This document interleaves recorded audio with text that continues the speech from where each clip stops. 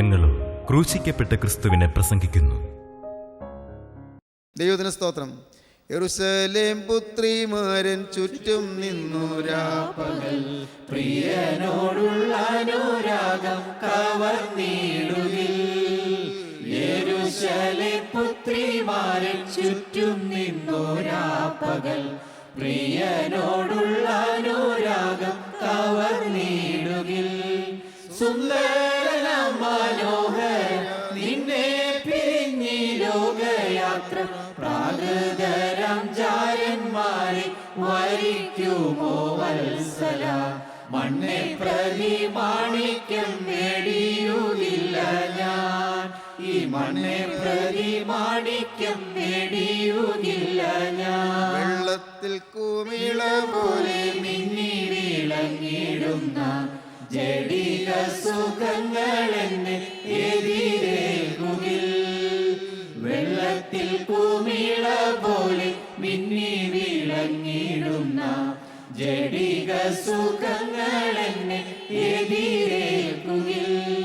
സുന്ദരനാം മനോഹരം നിന്നെ പിരിഞ്ഞി ലോകയാത്ര, പ്രാകൃതരാം ജാരന്മാരെ വരിക്കുമോ വത്സല.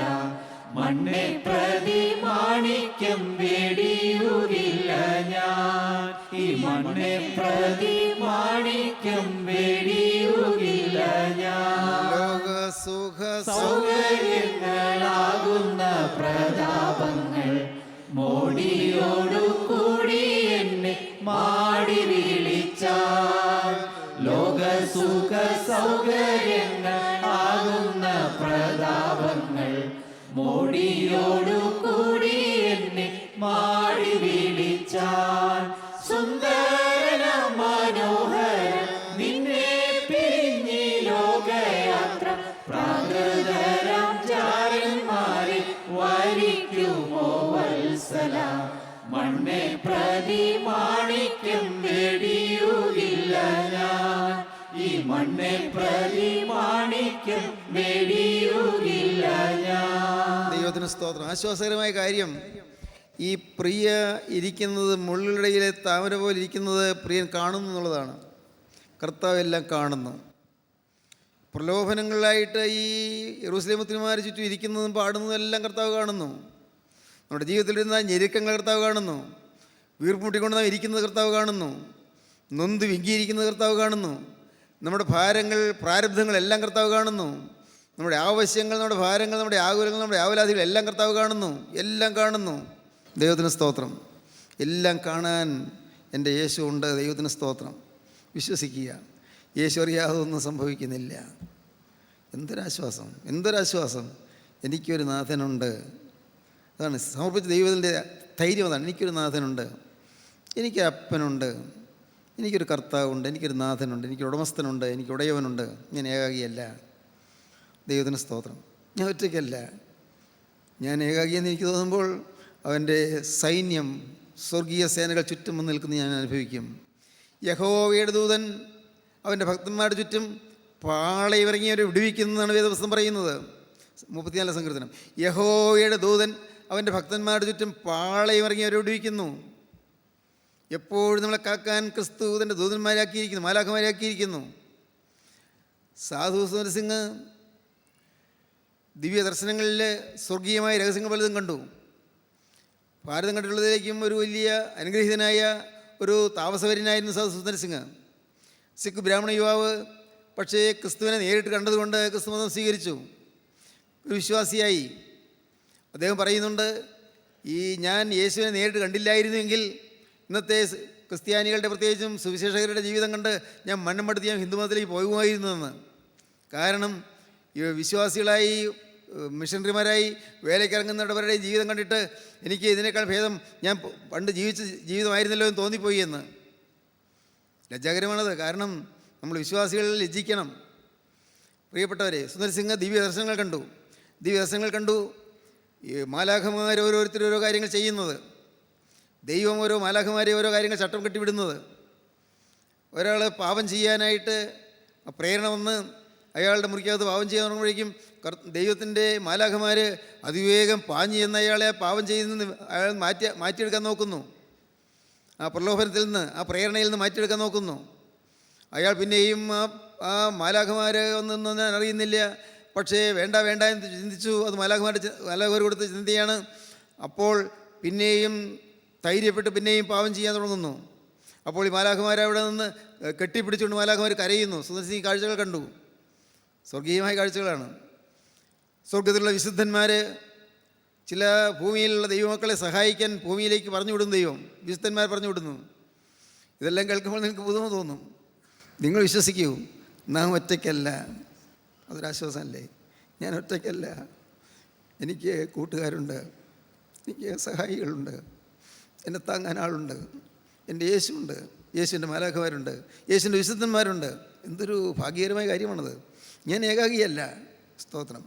ഞാൻ പറയട്ടെ, ഞാനിതൊന്നും അത്രയ്ക്ക് മനസ്സിലാക്കിയിരുന്നില്ല. അന്ന് ജീവിതം കർത്താവിന് കൊടുത്തപ്പോൾ ഇത്ര ഭാഗ്യമേറിയ ജീവിതമാണെന്ന് അത്രയ്ക്ക് മനസ്സിലായില്ല. ഒരു ത്രിൽ കിട്ടി, ഒരു സന്തോഷം കിട്ടി, ഒരു സമാധാനം കിട്ടി. ഞാൻ ഏകാഗിയല്ലെന്ന് ബോധ്യമായി. അപ്പനില്ലാതെ ഞാൻ അപ്പനുള്ള മോനാണെന്ന് ബോധ്യമായി. സ്വർഗത്തിലെ അപ്പൻ എനിക്ക് അപ്പനായിട്ടുണ്ടെന്ന് മനസ്സിലായി. പക്ഷേ ഇത് എനിക്ക് ഇത്രയേറെ അനുഗ്രഹ സമ്പത്താണ് കർത്താവ് ഒരുക്കിയിരിക്കുന്നത് ഞാൻ അറിഞ്ഞില്ല. ഇത്രയേറെ വലിയ അനുഗ്രഹത്തിൻ്റെ വിളനിലമാണ് കർത്താവ് എനിക്ക് വേണ്ടി ഒരുക്കിയതെന്ന് ഞാൻ അറിഞ്ഞില്ല. ദൈവത്തിന് സ്തോത്രം. ഇത്രയും മനസ്സിലാക്കിയില്ല. അപ്പോഴും കർത്താവ് ക്ഷമയോടെ എൻ്റെ പിന്നാലെ നിന്നു. ഞാൻ പലതും മനസ്സിലാക്കാതിരുന്നപ്പോഴും കർത്താവിനെ തള്ളി മാറ്റാതെ ചേർത്ത് പിടിച്ചുകൊണ്ട് നടന്നു. സ്തോത്രം. ഭാഗ്യമായി പോയി. ഇന്ന് കർത്താവ് നിങ്ങളെ ചേർത്ത് പിടിക്കാൻ ആഗ്രഹിക്കുന്നുണ്ട്. നിങ്ങളെ ഓരോരുത്തരെയും ചേർത്ത് പിടിക്കാൻ കർത്താവ് ആഗ്രഹിക്കുന്നുണ്ട്. നിങ്ങളെ കണ്ണീര് തുടയ്ക്കാൻ കർത്താവ് ആഗ്രഹിക്കുന്നുണ്ട്. നിങ്ങളുടെ വേദന വിഷയങ്ങൾ മാറ്റിത്തരാൻ കർത്താവ് ആഗ്രഹിക്കുന്നുണ്ട്. നിങ്ങളുടെ ഭാരങ്ങൾ മാറ്റിത്തരാൻ കർത്താവ് ആഗ്രഹിക്കുന്നുണ്ട്. മോനെ, നിൻ്റെ പാപത്തിൻ്റെ പാണ്ടക്കെട്ടുകളെല്ലാം തകർത്ത് കളയാൻ കർത്താവ് ആഗ്രഹിക്കുന്നുണ്ട്. എല്ലാം കത്തിച്ച് കളയാൻ കർത്താവ് ആഗ്രഹിക്കുന്നുണ്ട്. മോളെ, നിൻ്റെ ജീവിതത്തിലെ പാപത്തിൻ്റെ കെട്ടുകൾ, പാപത്തിൻ്റെ ഭാണ്ഡങ്ങൾ, പാപത്തിൻ്റെ ചുമടുകൾ മാത്രമല്ല, നിൻ്റെ പാപത്തിൻ്റെ ചുമടുകൾ മാത്രമല്ല, നിൻ്റെ ഭാരങ്ങളുടെ ചുമടുകൾ എല്ലാം കത്തിച്ച് കളയാൻ കർത്താവ് ആഗ്രഹിക്കുന്നുണ്ട്. വേണമോ? നിനക്ക് കൊടുക്കാം യേശുവിൻ്റെ കരങ്ങളിലേക്ക്. യേശുവിൻ്റെ കരങ്ങളിലേക്ക് എറിഞ്ഞു കൊടുക്കാം. അങ്ങോട്ട് കൊടുത്തേച്ചാൽ മതി. Casting all your care upon him. എറിഞ്ഞു കൊടുത്തേക്ക്. Casting all your care upon him. എല്ലാം എറിഞ്ഞു കൊടുക്കുക. സ്തോത്രം. എല്ലാം സ്വീകരിക്കും. എല്ലാം സ്വീകരിക്കും. നിൻ്റെ ജീവിതത്തിൽ വന്നു പോയ ഒഴിവൊഴുപ്പുകൾ, ജീവിതത്തിൽ വന്നു പോയ നിനക്ക് വന്നുപോയ പാപത്തിൻ്റെ അബദ്ധങ്ങൾ, ചെയ്ത ദോഷങ്ങൾ, നിനക്ക് ഇപ്പോൾ പശ്ചാത്താപം തോന്നുന്ന കാര്യങ്ങൾ എല്ലാം കൊടുക്കൂ അങ്ങോട്ട്. എല്ലാം സ്വീകരിപ്പാൻ എൻ്റെ യേശു വന്നിട്ടുണ്ട്. ദൈവത്തിന് സ്തോത്രം. എല്ലാം കൈക്കൊള്ളാൻ യേശു വന്നിട്ടുണ്ട്. നിങ്ങൾ വിശ്വസിക്കൂ. എല്ലാ ഭാരങ്ങളും കൊടുക്കൂ. നിങ്ങൾ മക്കളെക്കുറിച്ചുള്ള ഭാരങ്ങൾ, ഭർത്താവിനെക്കുറിച്ചുള്ള ഭാരങ്ങൾ, കടത്തെക്കുറിച്ചുള്ള ഭാരങ്ങൾ, കുടുംബത്തിലെ കഷ്ടതകളെക്കുറിച്ചുള്ള ഭാരങ്ങൾ. എൻ്റെ ദൈവമേ, എനിക്കെന്നാ ഒരു സ്വസ്ഥത കിട്ടുക? മോനെ, നീ സ്വസ്ഥത കിട്ടും. അകത്ത് സ്വസ്ഥത ഇപ്പോൾ കിട്ടും. നിത്യയിലേക്ക് കടന്നു ചെല്ലുമ്പോൾ നിത്യസ്വസ്ഥതയും കിട്ടും. സ്തോത്രം. ഇതെല്ലാം ഉള്ളപ്പോൾ, പ്രശ്നങ്ങളും പ്രതിസന്ധികളും പ്രാതികൂല്യങ്ങളും ഉള്ളപ്പോൾ തന്നെ അകത്തൊരു അത്ഭുതകരമായ സ്വസ്ഥത നമുക്ക് ലഭിക്കും. അത്ഭുതകരമായ ശാന്തി നമുക്ക് ലഭിക്കും. കർത്താവ് തരും അത്.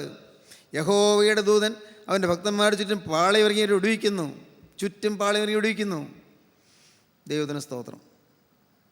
ഒരിക്കൽ എലീശാ പ്രവാചകനെക്കുറിച്ച് അന്നത്തെ സിറിയയിലെ രാജാവ്, അരാം രാജാവ്, അരാം എന്ന് പറയുന്ന സ്ത്രീയെക്കുറിച്ചാണ്. ഏത് അരാം എന്ന് പറയുന്നതല്ല, സ്ത്രീയാണ്.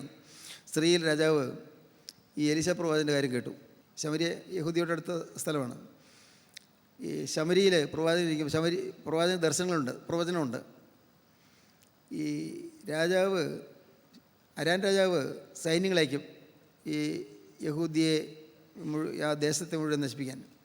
പട്ടാളത്തെ അയക്കും. അപ്പോഴെല്ലാം ആ പട്ടാളം വരുന്ന വഴിക്ക് ശമരിയ രാജാവിൻ്റെ സൈന്യം അവരെ എതിർക്കും. അവർ ഓടിപ്പോണ്ടി വരും. അപ്പോൾ അവർ നമ്മൾ പോകുന്ന വഴി എങ്ങനെ അറിയും? അവരെങ്ങനെ അറിയുന്നേ? നമ്മളിവിടെ അതിൽ കൂടി കടന്ന് ചെല്ലുന്ന കാര്യം അവരെങ്ങനെ അറിയും? ആലോചിച്ചു. അങ്ങനെ ആലോചിച്ചപ്പോൾ ഒരാൾ പറഞ്ഞു, അവിടെ ഒരു പ്രവാചകനുണ്ട്, ദിവ്യദർശനങ്ങളുടെ പ്രവാചന, എലീശ എന്നാണ് അദ്ദേഹത്തിൻ്റെ പേര്. അദ്ദേഹം പറഞ്ഞു കൊടുക്കും, ഇതിനെ വഴിക്ക് ശത്രു വരുന്നു, ഇന്ന വഴിക്ക് ശത്രു വരുന്നു. അതുകൊണ്ടാണ് അദ്ദേഹത്തെ ഒന്ന് ഒടുക്കിയാൽ കാര്യം ചെയ്യാവും. അദ്ദേഹത്തെ തീർത്താൽ മതി. അയാളുടെ കാര്യം തീർത്താൽ പിന്നെ പ്രശ്നമൊന്നുമില്ല. ദൈവത്തിന് സ്തോത്രം. അങ്ങനെയാണ് ആ പ്രാവശ്യം സൈന്യം വന്ന് എലീശാ പ്രവാചകൻ്റെ ആ വീടിൻ്റെ ചുറ്റും അങ്ങ് വളഞ്ഞു. രാവിലെ എഴുന്നേറ്റ് പ്രവാചകൻ നോക്കിയപ്പോൾ അയ്യോ മുഴുവൻ സൈന്യം, കുറച്ചും കാണോ, വലിയൊരു കൂട്ടം സൈന്യം വന്ന് അയ്യോ അവൻ പേടിച്ചു പോയി. അയ്യോ യജമാനി നാം എന്ത് ചെയ്യും? അയ്യോ വലിയ സൈന്യം നമ്മളെ നശിപ്പിക്കും, ആരാം സൈന്യം നമ്മളെ നശിപ്പിക്കും, അയ്യോ എന്ത് വേണ്ടു? പ്രവാചകന് കൂസലുമില്ല. പ്രവാചകൻ പിന്നെയും നിലവിളിച്ചപ്പോൾ പറഞ്ഞു, എടാ മോനെ നിനക്കറിയാമോ, അവരോട് കൂടെയുള്ളവരെക്കാൾ അധികം നമ്മുടെ കൂടെയുണ്ട്. അവന് മനസ്സിലായില്ല. അവൻ ചുറ്റും നോക്കി, ഇവിടെ അവരാരോ, നമ്മൾ 3-4 പേരല്ലേ ഉള്ളൂ. മോനെ അവരോടുകൂടെയുള്ളവരെക്കാൾ അധികം പേര് നമ്മുടെ കൂടെയുണ്ട്. അവന് മനസ്സിലായില്ല. പ്രവാചകൻ ഉടനെ പ്രാർത്ഥിച്ചു, എൻ്റെ കർത്താവേ ഇവൻ്റെ കണ്ണും തുറന്നു കൊടുക്കണേ, ഈ ദൈവത്തിൻ്റെ കരുതൽ കാണാൻ എൻ്റെ കണ്ണും തുറന്നു കൊടുക്കണേ. സ്തോത്രം. എന്തുണ്ടായിന്നറിയാമോ? അവൻ്റെ കണ്ണ് തുറന്നപ്പോൾ വലിയൊരു സൈന്യം, അഗ്നിസേനകൾ, തീയ് മുഴുവൻ തീയായ രഥങ്ങളും കുതിരകളും മുഴുവൻ തീയാണ് സൈന്യം. ആ സൈന്യത്തെ മറികടന്ന് ഇപ്പുറത്തേക്ക് വരാൻ അവർക്ക് സാധിക്കില്ലെന്ന് അവന് മനസ്സിലായി. അപ്പോഴാണ് മനസ്സിലായത്, കണ്ണ് തുറന്ന് കിട്ടിയപ്പോഴാണ് മനസ്സിലായത് ദൈവത്തിൻ്റെ കരുതൽ. ഈ പ്രവാചകന് ദൈവം കരുതൽ കൊടുക്കുന്നു എന്നുള്ള കാര്യം അവനപ്പോൾ മനസ്സിലായി. ഈ പ്രവാചകന് ദൈവം പ്രവാചകനെ രക്ഷിക്കാൻ ദൈവം സംരക്ഷണം കൊടുക്കുന്നവന് മനസ്സിലായി. എലീശ പ്രവാചകന് ശിഷ്യന് കാര്യം മനസ്സിലായി. യഹോവയുടെ ദൂതൻ അവൻ്റെ ഭക്തന്മാരുടെ ചുറ്റും പാളയിറങ്ങി അവരെ വിടുവിക്കുന്നു. സ്തോത്രം. പ്രിയപ്പെട്ടവരെ, നിങ്ങൾ യാത്ര ചെയ്യുമ്പോൾ, നിങ്ങൾ ജോലി ചെയ്തുകൊണ്ടിരിക്കുമ്പോൾ എപ്പോഴും ഓർത്തോളണം, എൻ്റെ കർത്താവ് തൻ്റെ മാലാഖമാരെ എനിക്ക് വേണ്ടി ഒരുക്കിയിട്ടുണ്ട്. എന്നെ കാക്കാൻ കർത്താവിൻ്റെ മാലാഖമാരുണ്ട്. എൻ്റെ മേൽ ശത്രുവിൻ്റെ ആക്രമണം വരാതിരിക്കാൻ കർത്താവിൻ്റെ വലങ്കര എന്നെ തലോടുന്നുണ്ട്. എൻ്റെ ജീവിതത്തിൽ തെറ്റൊന്നും വരാതെ എന്നെ കാക്കാൻ കർത്താവിൻ്റെ ഇടങ്കര എന്നെ പിടിക്കുന്നുണ്ട്. നിങ്ങൾ ചിന്തിക്കൂ പ്രിയപ്പെട്ടവരെ, ഇതൊന്നും ഭാവനയല്ല കേട്ടോ. No never. ഭാവനയല്ല. ഈ പറയുന്നതൊക്കെ സമ്പൂർണ്ണ സത്യം. എൻ്റെ ദൈവത്തിൻ്റെ മഹത്വം. ഞാൻ ദൈവത്തെ സ്തുതിക്കുന്നു. ഈ മാലാഖമാരുടെ സംരക്ഷണം ഞാൻ നേടുന്നവനാണ്. ആ ഭാഗ്യം ഞാൻ അനുഭവിക്കുന്നവനാണ്. ജീവിതത്തിൽ യേശുക്രിസ്തുവിൻ്റെ കരത്തിന് തലോടലിന് ഏറ്റവനാണ്. ഇന്ന് നിങ്ങളുടെ മുമ്പിൽ ഇരിക്കുമ്പോഴും യേശുക്രിസ്തുവിൻ്റെ കരത്തിൻ്റെ തലോടേറ്റിട്ടുകൊണ്ടാണ് ഞാൻ ഇരിക്കുന്നത്. അതാണ് എൻ്റെ ആശ്വാസം. എനിക്ക് ഒരേ ഒരു ആശ്വാസം യേശു മാത്രം, ഒരേ ഒരു സ്വസ്ഥത യേശു മാത്രം. യേശു മാത്രം എൻ്റെ സ്വന്തം ബലം. യേശു ഇല്ലെങ്കിൽ ഞാൻ പൂജ്യം. ഹല്ലേലൂയ, ദൈവത്തിന് സ്തോത്രം. ഞാൻ വെറും പൂജ്യം.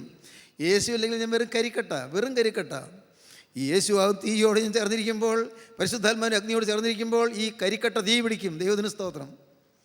ഈ യേശു എൻ്റെ കൂടെ ഉള്ളതുകൊണ്ട് ഞാൻ ബലശാലിയാണ്. ഞാൻ ദൈവത്തിൻ്റെ കൃപയാൽ ഞാനിന്ന് ഭയപ്പെടാതെ നിൽക്കുന്നത് കൊണ്ട് കർത്താവിൻ്റെ കൂടെ ഉണ്ടായെന്നുള്ള ഉറപ്പുമുണ്ട്. സ്തോത്രം.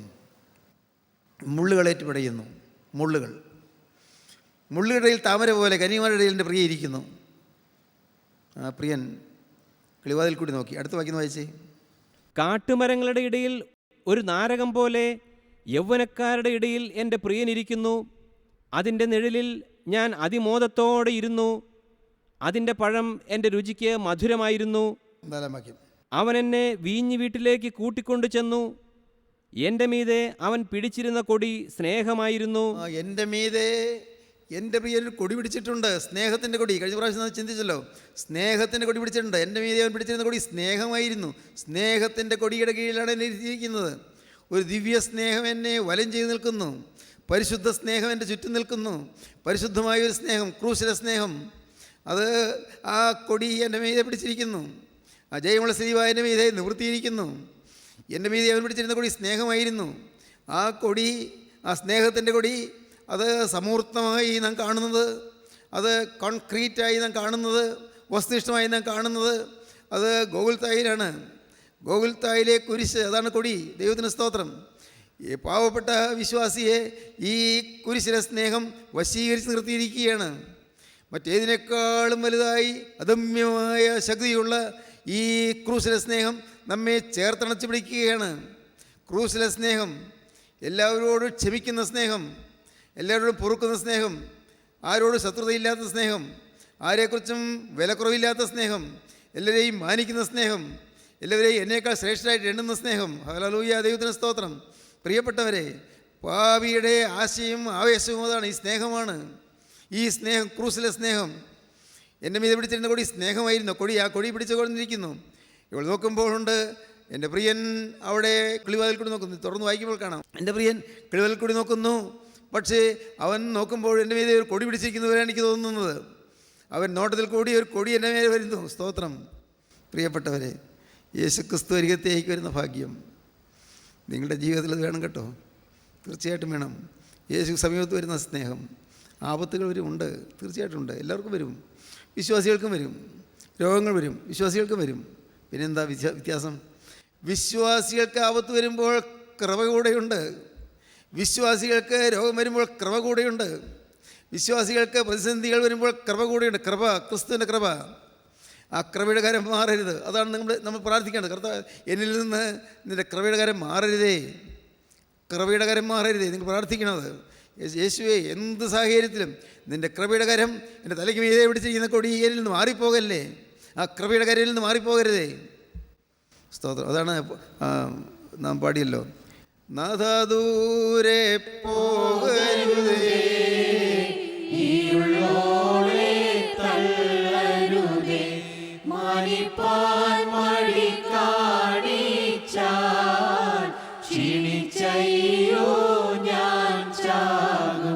ദൈവത്തിന് സ്തോത്രം. നീ എന്നെ മാനിച്ചില്ല, പിന്നെ ആരും മാനിക്കും? കർത്താവേ, ഞാൻ ക്ഷീണിച്ച് ചത്തുപോകും കേട്ടോ. കന്യകയുടെ ഹൃദയം നിന്നുള്ള പ്രാർത്ഥനയാണത്. നാളും മാസവും ആണ്ടും ഞാൻ പാവപ്പാഴിരുളിൽ പോക്കി നിൻ ജീവധ്വനി കേട്ടപ്പോൾ കണ്ണുതെളിഞ്ഞാനന്ദിച്ചേ. നാളുകളല്ല, മാസങ്ങളല്ല, ആണ്ടുകൾ പോലും ഞാൻ പാഴിരുളിൽ നഷ്ടപ്പെടുത്തി കർത്താവേ. അനേകം വർഷങ്ങൾ, നാളും മാസവും ആണ്ടും ഞാൻ പാഴിരുളിൽ പോക്കി. പക്ഷേ എനിക്കൊരു ഭാഗ്യം കിട്ടി. ഒരു ദിവസം നിൻ്റെ ജീവധ്വനി ഞാൻ കേട്ടു. ജീവധ്വനി, നിൻ്റെ ജീവശബ്ദം, ജീവസന്ദേശം ഞാൻ കേട്ടു. നിൻ ജീവധ്വനി കേട്ടപ്പോൾ എൻ്റെ കണ്ണ് തെളിഞ്ഞു.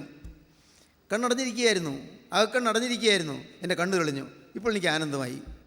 നാളും മാസവും ആണ്ടും ഞാൻ പാവപ്പാഴിരുളിൽ പോക്കി നിൻ ജീവധ്വനി കേട്ടപ്പോൾ കണ്ണുതെളിഞ്ഞാനന്ദിച്ചേ. സ്തോത്രം. പ്രിയപ്പെട്ടവരെ, പ്രിയ നോക്കുമ്പോൾ പ്രിയൻ അവിടെ പുറത്ത് നിൽക്കുന്നുണ്ട്, കിളിവാതിൽ കൂടി നോക്കുന്നുണ്ട്. പ്രിയം പറയുകയാണ്, മുള്ളുകളുടെ താമര പോലെ കന്യാമരുടെ ഇടയിൽ പ്രിയിരിക്കുന്നു. മുള്ളുകളുടെ താമര പോലെ. എന്തുമാത്രം മുള്ളുകൾ! ദൈവത്തിന് സ്തോത്രം. പ്രിയപ്പെട്ടവരെ, ഈ മുള്ളുകളെക്കുറിച്ച് കൂടുതൽ ചിന്തിക്കുമ്പോഴാണ് കാണുന്നത്, നമുക്ക് അറിയാം, മത്തായി സുവിശേഷം 13-ാം അധ്യായത്തിൽ ഈ വിതയ്ക്കുന്നവൻ വിത്ത് വിതയ്ക്കാൻ പുറപ്പെട്ട കഥ കർത്താവ് പറയുന്നുണ്ട്. വിതയ്ക്കുന്നവൻ വിത്ത് വിതപ്പാൻ പുറപ്പെട്ടു. വിതയ്ക്കുമ്പോൾ ചില വിത്തുകൾ വഴിയരിയായി വീണു,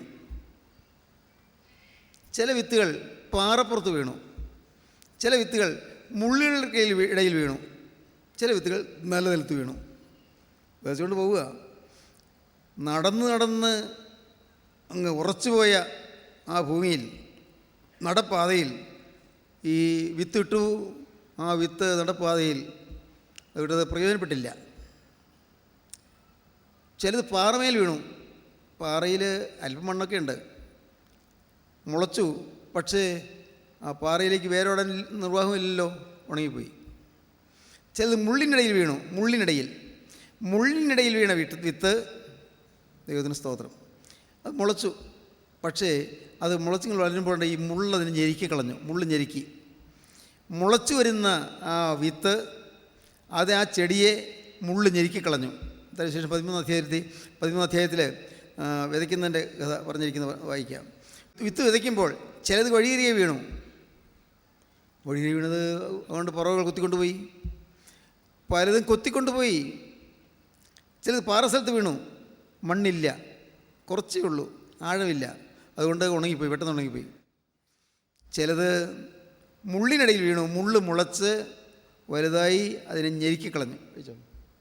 വിതയ്ക്കുന്നവൻ വിതപ്പാൻ പുറപ്പെട്ടു. വിതയ്ക്കുമ്പോൾ ചിലത് വഴിയരികെ വീണു. പറവകൾ വന്ന് അത് തിന്നുകളഞ്ഞു. ചിലത് പാറസ്ഥലത്ത് ഏറെ മണ്ണില്ലാത്ത ഇടത്ത് വീണു. മണ്ണിന് താഴ്ചയില്ലാകിയാൽ ക്ഷണത്തിൽ മുളച്ചു വന്നു. സൂര്യൻ ഉദിച്ചാറെ ചൂട് തട്ടി. വേരില്ലാകിയാൽ അത് ഉണങ്ങിപ്പോയി. മറ്റു ചിലത് മുള്ളിനിടയിൽ വീണു. മുള്ള മുളച്ചു വളർന്ന് അതിനെ ഞെരുക്കിക്കളഞ്ഞു. അനേകരുടെ ജീവിതത്തിലും വചനമാകുന്ന വിത്ത് വീഴുന്നുണ്ട്, മുളയ്ക്കുന്നുമുണ്ട്, ഒരു സമർപ്പണമൊക്കെ എടുക്കുന്നുണ്ട്, ഇല്ലേ? തീർച്ചയായിട്ടും ഉണ്ട്. ദൈവത്തിൻ്റെ ജീവത്തായ വചനം കേൾക്കുമ്പോൾ സമർപ്പണം വരുന്നുണ്ട്. അത് പരിശുദ്ധാത്മാവ് തരുന്ന കൃപയാണ്. പക്ഷേ പിന്നെ മുള്ള് മുളച്ചങ്ങ് അതിനെ ഞെരുക്കുകയാണ്. പലതരത്തിലുള്ളതായ കാര്യങ്ങൾ, അതായത് ആവലാധികൾ, സങ്കടങ്ങൾ, അരുതാത്തതായ പല പല കാര്യങ്ങൾ. അതിൻ്റെ ഒപ്പം പ്ലഷേഴ്സ് ഓഫ് ലൈഫ്, ജീവിതത്തിൻ്റെ സന്തോഷങ്ങൾ, സുഖഭോഗങ്ങൾ എന്നും കൂടെ പറയുന്നുണ്ട്. എൻ്റെ ഇംഗ്ലീഷ് ദിവസം വായിക്കുമ്പോഴാണ് പ്ലഷേഴ്സ് ഓഫ് ലൈഫ്, ജീവിതത്തിൻ്റെ സന്തോഷങ്ങൾ മുള്ളുപോലെ ഞെരുക്കുക. ഇമ്പങ്ങളിലേക്ക് പോകുന്നു, ഇമ്പകരമായ ജീവിതത്തിലേക്ക് പോകുന്നു, സുഖകരമായ ജീവിതത്തിലേക്ക് പോകുന്നു, ആനന്ദം വഴിഞ്ഞൊഴുന്ന ജീവിതത്തിലേക്ക് മാറുന്നു, ലോകസ്നേഹത്തിലേക്ക് പോകുന്നു. പലരും പ്രകടമായി പാപം ചെയ്തിട്ടല്ല ആത്മാവിൽ നിൽക്കാത്തത്, പ്രകടമായ പാപം ചെയ്തിട്ടല്ല ദൈവത്തിൽ പോകാത്തത്. അപ്പോൾ നിങ്ങൾക്ക് പ്രകടമായ പാവങ്ങളൊന്നുമില്ല, മദ്യപാനമില്ല, വ്യഭിചാരമില്ല, കൊലപാതകമില്ല, മോഷണമില്ല, അതൊന്നുമില്ല. പക്ഷെ പിന്നെ എന്താ പറ്റിയേ? ലോകസ്നേഹമാണ് ഈ മുള്ള് ഞെരുക്കുന്നു. ലോകത്തിൽ എനിക്ക് മുമ്പനാകണം, എന്നെ എല്ലാവരും ആദരിക്കണം, എന്നെ എല്ലാവരും മാനിക്കണം, എന്നെ ആരും ചോദ്യം ചെയ്യരുത്, എൻ്റെ കുറ്റമാരും പറയരുത്, എന്നെ എല്ലാവർക്കും വലിയ ഇഷ്ടമായിരിക്കണം, എന്നെ എല്ലാവരും പ്രശംസിച്ചുകൊണ്ടിരിക്കണം. ഒരു ഞാൻ എന്നെ തന്നെ അങ്ങനെ കേന്ദ്രീകരിച്ചുള്ള ജീവിതം, ഇഗോ സ്വയത്തിൻ്റെ ജീവിതം, അത് ലോകത്തിൻ്റെ ജീവിതം. ലോകത്തിൽ പ്രധാനിയാകാൻ ആഗ്രഹിച്ചാൽ മോനെ നിനക്ക് ആത്മീയനാകാൻ പറ്റുകയില്ല. ലോകത്തിൽ നീ പ്രതാപവാനാകാൻ ആഗ്രഹിച്ചാൽ നിനക്ക് ആത്മീയനാകാൻ സാധിക്കുകയില്ല. ലോകത്തിൽ മുമ്പനാകാൻ ആഗ്രഹിച്ചാൽ നിനക്ക് ആത്മീയനാകാൻ സാധിക്കുകയില്ല. ലോകത്തെ ചപ്പൊന്നും ചവർന്നും എണ്ണിക്കൊണ്ടാണ് അപ്പോസ്തലനായ പൗലോസ് പോയത്. നിങ്ങൾക്കറിയാമോ? അന്നത് ഗ്രീക്ക് ഫിലോസഫി പഠിച്ച ആളാണ് അപ്പോസ്തലനായ പൗലോസ്. അദ്ദേഹം ഹീബ്രു യൂണിവേഴ്സിറ്റിയിലെ പ്രൊഫസർ ഗമാലിയേലിൻ്റെ അരുവ ശിഷ്യനായിരുന്നു. ഉന്നത കുലത്തിൽ പിറന്നവനായിരുന്നു.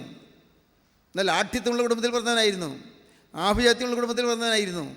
റോമൻ പൗരത്വം ജന്മനാ സിദ്ധിച്ചവനായിരുന്നു. നിസ്സാര കാര്യമല്ല. സന്നദ്ധി സംഘത്തിലെ അംഗമായിരുന്നു. സുപ്രീം സിനഡിലെ അംഗമായിരുന്നു. അങ്ങനെയുള്ള സെൻറ്റ് പോൾ പറയുന്നു, എനിക്ക് അഭിമാനിക്കാൻ പലതും ഉണ്ടായിരുന്നു.